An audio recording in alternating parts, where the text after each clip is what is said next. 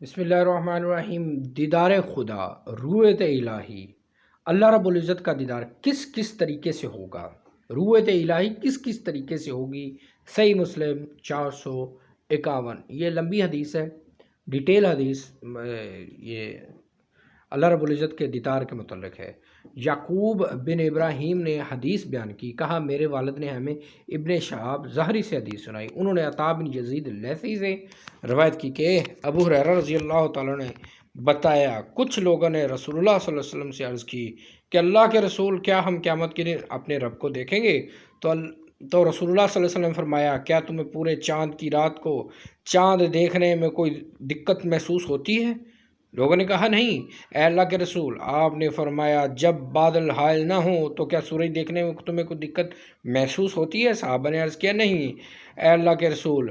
آپ نے فرمایا، تم اسے یعنی اللہ کو اسی طرح دیکھو گے، اللہ تعالیٰ قیامت کے دن تمام لوگوں کو جمع کرے گا، پھر فرمائے گا جو شخص جس چیز کی عبادت کیا کرتا تھا اس کے پیچھے چلا جائے، چنانچہ وہ سورج کی پوجا کرتا تھا وہ سورج کے پیچھے چلا جائے گا، جو چاند کی پرستش کرتا تھا وہ اس کے پیچھے چلا جائے گا، اور جو شیطانوں اور بتوں وغیرہ کی پوجا کرتے تھے وہ طاغوتوں کے پیچھے چلے جائیں گے۔ صرف یہ امت اپنے منافقین سمیت باقی رہ جائے گی۔ اس پر اللہ تبارک و تعالیٰ ان کے پاس اپنی اس صورت سے مختلف صورت میں آئے گا جس کو وہ پہچان سکتے ہوں گے، پھر فرمائے گا میں تمہارا رب ہوں۔ وہ کہیں گے ہم تجھ سے اللہ کی پناہ چاہتے ہیں، ہم اسی جگہ ٹھہرے رہیں گے یہاں تک کہ ہمارا رب ہمارے پاس آ جائے۔ جب ہمارا رب آئے گا ہم اسے پہچان لیں گے۔ اس کے بعد اللہ تعالیٰ ان کے پاس اپنی اس صورت میں آئے گا جس میں وہ اس کو پہچانتے ہوں گے اور فرمائے گا میں تمہارا پروردگار ہوں۔ وہ کہیں گے تو ہی ہمارا رب ہے، سبحان اللہ، اور اس کے ساتھ ہو جائیں گے۔ پھر پل صراط جہنم کے درمیانی حصے پر رکھ دیا جائے گا، تو میں اور میری امت سب سے پہلے ہوں گے جو اس سے گزریں گے۔ اس دن رسولوں کے سوا کوئی بول نہ سکے گا، اور رسولوں کی پکار بھی اس دن یہی ہوگی، اے اللہ سلامتی رکھ، اے اللہ سلامتی رکھ۔ اور دوزخ میں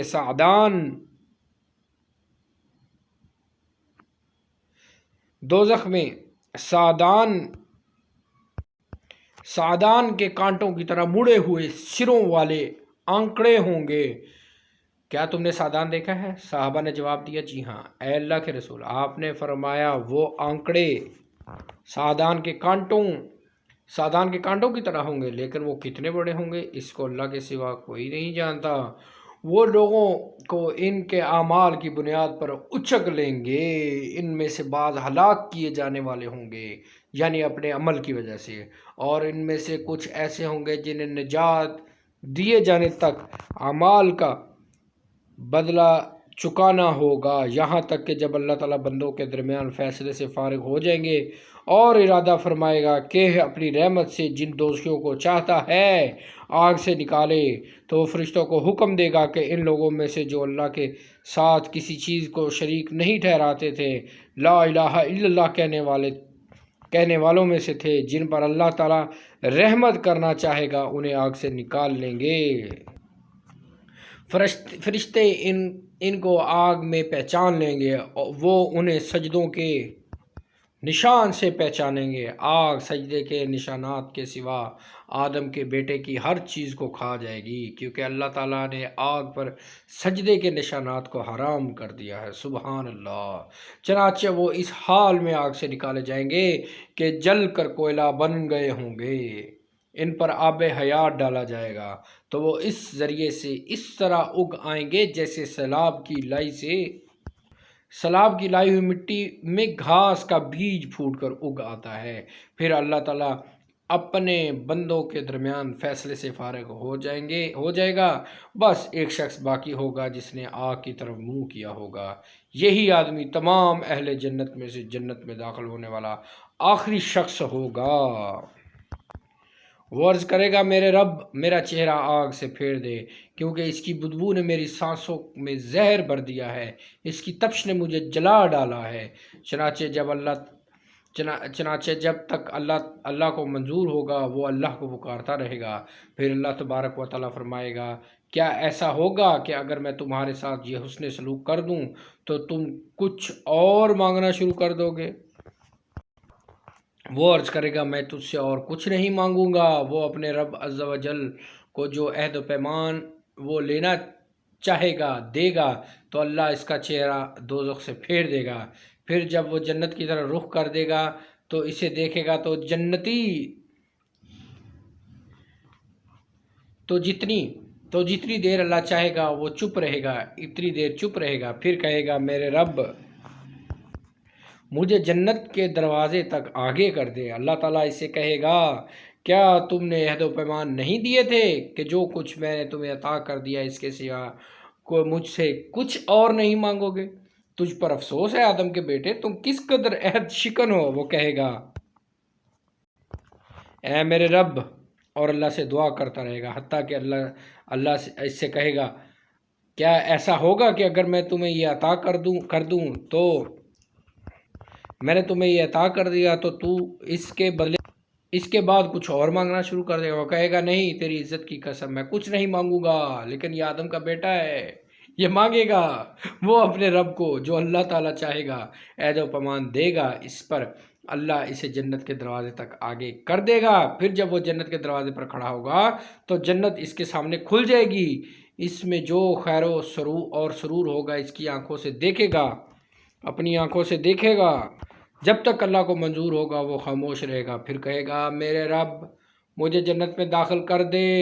تو اللہ تبارک و تعالیٰ اس سے کہے گا کیا تو نے پختہ عہد و پیمان نہ کیے تھے کہ جو کچھ تجھے دے دیا گیا ہے اس کے سوا اور کچھ نہیں مانگے گا؟ ابن آدم تجھ پر افسوس ہے، تو کتنا بڑا وعدہ شکن ہے۔ وہ کہے گا اے میرے رب میں سب سے زیادہ بد نصیب شخص نہ بنوں۔ وہ اللہ عز و جل کو پکارتا رہے گا حتیٰ کہ اللہ عز و جل اس پر ہنسنے لگے گا، اور جب اللہ تعالیٰ ہنسے گا تو فرمائے گا جنت میں داخل ہو جا۔ جب وہ اس میں داخل ہو جائے گا تو اللہ تعالیٰ فرمائے گا تمنا کر، تو اپنے رب سے مانگے گا۔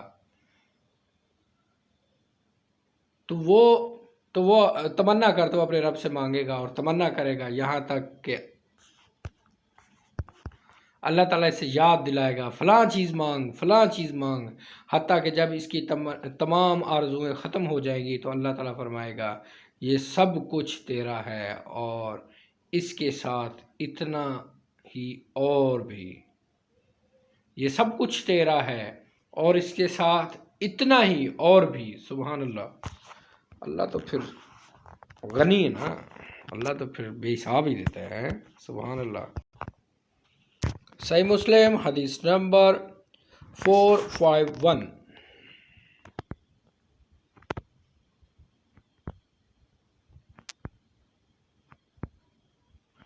یہ اللہ رب العزت کے دیدار کے متعلق ہے یہ حدیث، کہ اللہ رب العزت اپنا دیدار کیسے نصیب فرمائیں گے جو پاس ہونے والے لوگ ہوں گے قیامت کے دن،